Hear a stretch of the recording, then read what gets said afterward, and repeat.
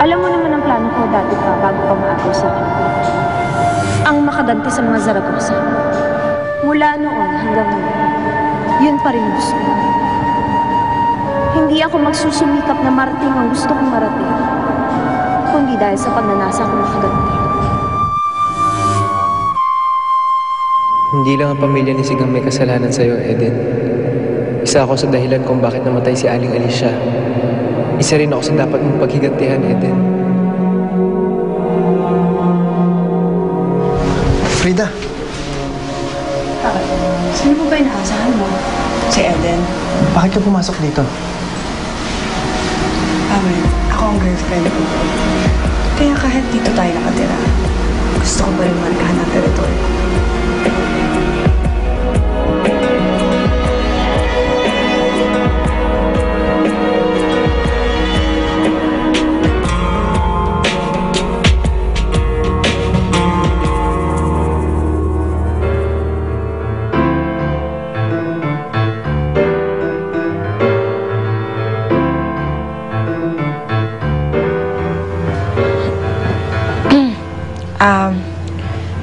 Sir Sig, pinasasabi ho ni Ma'am Monique, padating na daw ho siya.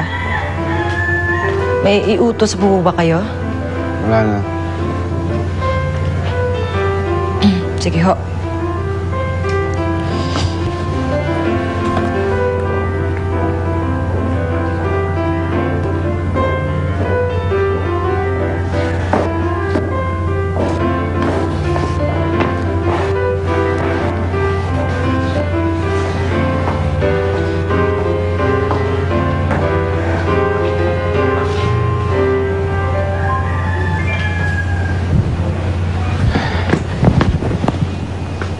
Kanina pa ako nandito sa labas tumatawag sa'yo.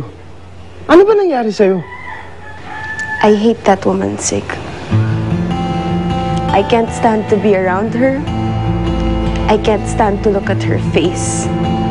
Dahil kahawig niya sa Eden. Oo. Kailangan ko pa ba talagang sagutin yung tanong mo, Sig? Kailangan ko pa bang aminin na natatakot ako? Natatakot ako kasi baka pag nakita mo yung mukha ng Pearl na yan, maalala mo yung pagmamahal mo para kay Eden. And yet, ayaw mong makausap o makita ko siya. Kung meron man nabuhay sa akin nung nakita ko si Pearl, yan yung galit na nararamdaman ko para kay Eden. She broke my heart and made a fool out of me. Sinayang lang niya yung pag-ibig na binigay ko sa kanya. Kinalimutan ko na siya, kaya sana kalimutan mo na rin siya.